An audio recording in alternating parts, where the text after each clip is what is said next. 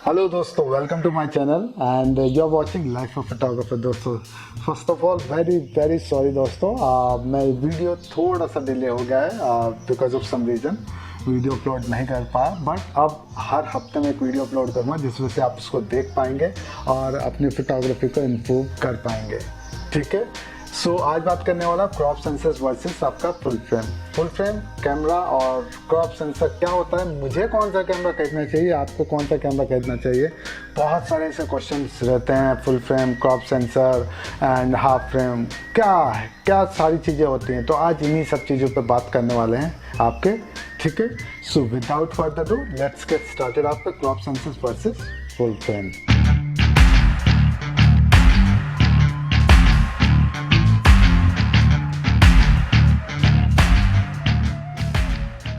Welcome back.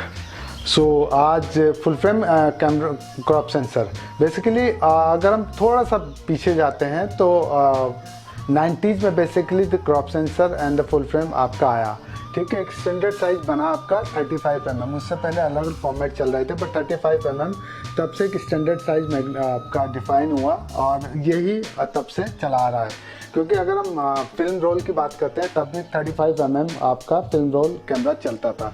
ठीक है, वो स्टैंडर्ड साइज था, फिर उसको डिजिटल में कन्वर्ट किया गया और उसका स्टैंडर्ड साइज दिया गया।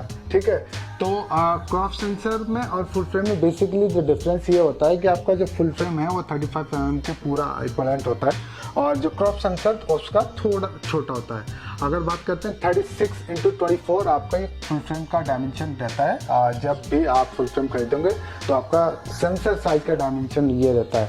और अगर क्रॉप सेंसर की बात करते हैं, इस डायग्राम में देख सकते हैं आपका 24 आपका इंटू 19 आपका ये रहता है क्रॉप सेंसर का जो साइज। अब ये जो साइज है आपको कब क्या एडवांटेज रहती है। ठीक है, तो crop sensor versus full frame. तो बेसिकली अगर क्रॉप सेंसर की बात करते हैं या फुल फ्रेम की बात करते हैं, फुल फ्रेम अगर कैनन, निकॉन, सोनी या कोई कंपनी जो बनाती है वो अलग अलग उसको जो है नंबर या नाम देती है। ठीक है, फॉर एग्जांपल बात करते हैं आपका कैनन की। कैनन आपका फुल फ्रेम कैमराज को डिनोट करता है EF के नाम से और क्रॉप सेंसर को डिनोट करता है आपका EFS के। और अगर निकॉन की बात करते हैं तो आपका निकॉन फुल फ्रेम आपका FX और क्रॉप सेंसर DX। तो इस तरीके से आपका डिफाइन होता है कि जब भी आप कोई कैमरा या लेंसेज खरीदेंगे तो ये मार्क आपको उन पर नज़र आएगा। ठीक है, इसके हिसाब से ही आपके लेंसेज डिफाइन किए जाते हैं। ठीक है, आपका DX या आपका FX ये आपका कैमराज आपके लेंसेज पे बेसिकली बना होता है। लेंसेज का एक स्टैंडर्ड साइज होता है और उसको आप अगर अलग अलग बॉडी पे यूज़ करेंगे तो उसका अलग अलग आपका एंगल ऑफ व्यू बनता है। फॉर एग्जांपल अगर मैं बात करता हूँ फुल फ्रेम की, फुल फ्रेम पे अगर आप चाहे सपोज 50 mm लगाते हैं, ठीक है, फॉर एग्जांपल 50 mm अगर आप फुल फ्रेम पे लगाते हैं तो आपको आपका एंगल ऑफ व्यू सेम रहेगा, उसमें कोई चेंजेस नहीं रहेगा जैसे आप देखते हैं। बट अगर वही फुल फ्रेम आप यूज़ करते हैं आपके क्रॉप सेंसर पे तो आपका जो है एंगल ऑफ व्यू आपका फोकल लेंथ चेंज हो जाएगी। ठीक है, निकॉन पे यूज करेंगे तो आप जब क्रॉप सेंसर तो आपका 1.5 मल्टीप्लाई बाय 50 से करते हैं तो आपका 75 mm के आसपास बनता है। और अगर यही आप जो है कैनन पे यूज़ करते हैं तो 50 mm इंटू 1.6 आपका इक्विवेलेंट आपका 85 mm के आसपास आपकी फोकल लेंथ बढ़ जाती है आप शूट कर रहे हैं। तो ये डिफरेंस रहता है।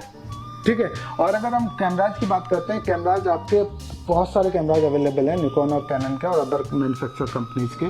फॉर एग्जांपल निकॉन की बात करें तो आपका फुल फ्रेम पे जाते हैं तो D850 और D850E, D750 ये आपके फुल फ्रेम हैं। ठीक है, और अगर क्रॉप सेंसर की बात करें तो आपका जो है D7000, D3200 और का D5800 और D60, D70 ये सारे जो है क्रॉप सेंसर हैं। कैनन पे चले जाता है तो इसी तरीके से कैनन ने भी अपना डिज़ाइन किया है अलग अलग बॉडीज़ को। एंड फुल फ्रेम में आपका 5D Mark III, 5D Mark IV, 6D और आपका 1DX Mark III ये जो है 1DX Mark II, 1DX ये सारे जो हैं आपका फुल फ्रेम है।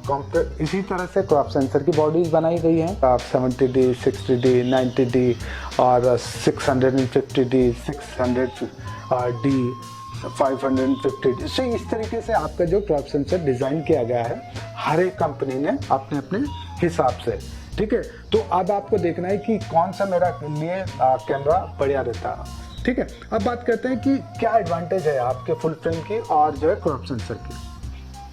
फुल फ्रेम की बेसिकली एडवांटेज ये रहती है कि अगर आप जो है आपको एंगल ऑफ व्यू बड़ा मिलता है, ठीक है, आप लो लाइट में अच्छे से फोटोग्राफी कर सकते हैं। आप अगर हायर आईएसओ पे भी चले जाते हैं तो आपको नॉइज नहीं मिलती है।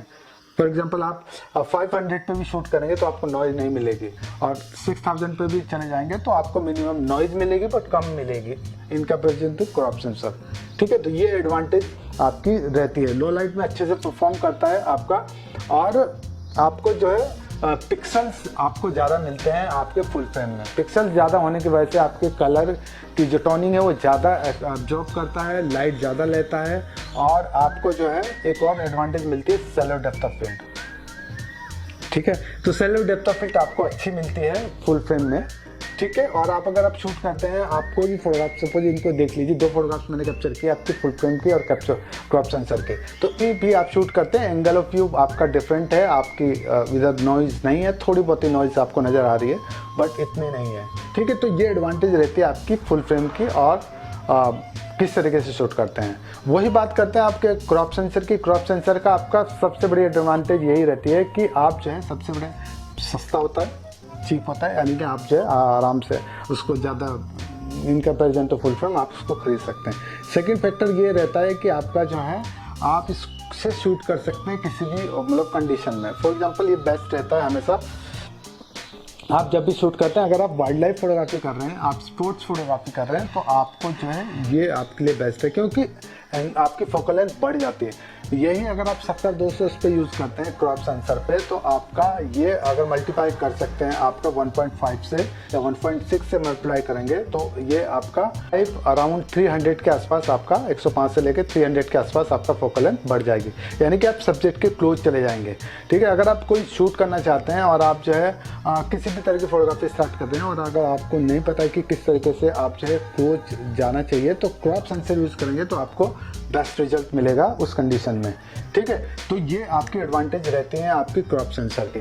डिसएडवांटेज बेसिकली यही रहती है कि आप जो है लो लाइट में शूट नहीं कर सकते, आपका नॉइज आता है ज़्यादा आपके क्रॉप सेंसर में, ठीक है, और आपका जो लो लाइट में आप शूट नहीं कर सकते, ठीक है। और अपर्चर आपको जो है हमेशा जो है अधिक मिलता है इन कंपेरिजन टू आपका फुल फ्रेम में। इसका डिसएडवांटेज ये रहते हैं कि आपका सबसे एक तो महंगा होता है, ठीक है, दूसरा आपका जो है हमेशा जो है आपका थोड़ा सा हैवी होता है comparison to full frame. But अगर रिजल्ट की बात करें तो फुल फ्रेम आपका बेस्ट रहता है। तो ये फैक्टर रहते हैं। अब बात करते हैं कि भैया किसको कैमरा लेना चाहिए, मुझे फुल फ्रेम खरीदना चाहिए या फिर क्रॉप सेंसर लेना चाहिए। तो अगर मैं बात करूँ, जो भी फोटोग्राफर आपका जो भी है, या आप यूट्यूबर हैं, आप जो है बिगनर फोटोग्राफर हैं, आप जो है यूट्यूब के लिए वीडियो बनाते हैं, आप ब्लॉगर हैं, आप ट्रेवल फोटोग्राफर हैं, तो आई वुड सजेस्ट कि आप जो है सबसे पहले क्रॉप सेंसर ही यूज़ करें, ठीक है। क्रॉप सेंसर का ये फ़ायदा होता है, एक तो सस्ता होता है थोड़ा सा in comparison to full frame, दूसरा ये रहता है आपका ईजी टू कैरी होता है, आपका जो साइज आपका कैमरा का छोटा होता है, आप इजीली कैरी कर सकते हैं, ठीक है, रॉ में शूट कर सकते हैं, किसी कोई प्रॉब्लम नहीं होगी, ठीक है। तो ये आपके लिए बेस्ट है। अगर आप स्टार्ट कर रहे हैं फोटोग्राफी, आपने सीखना शुरू किया है, आप छोटे मोटे प्रोजेक्ट शूट करते हैं किसी भी तरह के, या फिर आप जो ट्रेवल कर रहे हैं, तो ये आपके लिए बेस्ट रहता है। और अगर मैं बात करूँ आपके फुल फ्रेम की, फुल फ्रेम बेसिकली किन को लेना चाहिए, जो आप जो है अगर आप किसी क्लाइंट के लिए शूट कर रहे हैं, आपको एंगल ऑफ व्यू बड़ा चाहिए, ठीक है। आपको चाहिए कि आप जो शूट करते हैं, आप जो है कोई बिल्डिंग इंटीरियर शूट कर रहे हैं, तो आपको जो है फुल फ्रेम की आवश्यकता पड़ेगी। आप किसी क्लाइंट के लिए शूट कर रहे हैं तो आपको फुल फ्रेम की ज़रूरत पड़ेगी। आप चाहते हैं डिटेल आपके फोटोग्राफ्स में, आप लो लाइट में शूट करते हैं, ठीक है। और अगर बहुत बार ऐसा होता है कि आप जो हाई राइज में चले जाते हैं, तो उस कंडीशन में आपको जो है फुल फ्रेम की ही प्रेफरेंस रहेगी, ठीक है। तो ये आपके लिए एडवांटेज रहती है कि जब भी आप फुल फ्रेम से शूट करेंगे तो आपको जो है रिजल्ट अच्छा मिलेगा कंपैरिजन टू फुल फ्रेम, और आपको सेलो डेप्थ ऑफ फील्ड आपको अच्छी मिलेगी, जैसे मैंने अभी मेंशन किया।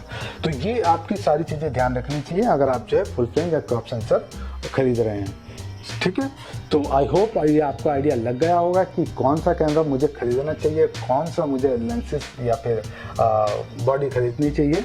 ठीक है, इससे वजह से आपको आइडिया लग गया कि कौन सा कैमरा आपके लिए बेस्ट रहेगा।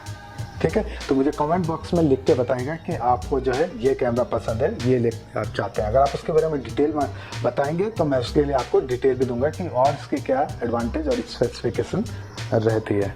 ठीक है दोस्तों, आप मुझे इंस्टाग्राम पे फॉलो कर सकते हैं राहुल लाइफ ऑफ फोटोग्राफर 1, और आप जो है मुझे फेसबुक पे फॉलो कर सकते हैं। आपका मेरा पेज है आपका राहुल सोनारा फोटोग्राफी के नाम से फेसबुक पे। आप मुझे ट्विटर पे फॉलो कर सकते हैं, और यूट्यूब आप देख रहे हैं। वेबसाइट, अगर आप ब्लॉगिंग आप पढ़ना चाहते हैं फोटोग्राफी से रिलेटेड कंटेंट, तो आप मेरी वेबसाइट है आपका लाइफ ऑफ फोटोग्राफर, ठीक है, तो वहाँ पर विजिट कर सकते हैं, और आप जो है आप फोटोग्राफी से रिलेटेड और इन्फॉर्मेशन वहाँ पर भी आप पढ़ सकते हैं। तो वहाँ पर भी आप मुझे फॉलो कर सकते हैं। आप कोई भी क्वेश्चन पूछेंगे तो मैं उसका आंसर आपको ज़रूर दूंगा। ठीक है दोस्तों, सो आई होप ये आपको वीडियो वैल्यूफुल रही होगी, और अगर अभी तक चैनल सब्सक्राइब नहीं किया दोस्तों, प्लीज़ सब्सक्राइब माई चैनल और hit the notification bell, so you will get information whenever I will upload video. ठीक है, तो फिर मिलेंगे एक नई वीडियो में नई इन्फॉर्मेशन के साथ। तब तक आप हंसते रहिए, मुस्कुराते रहिए, और दोस्तों सेफ रहिए। Bye for now.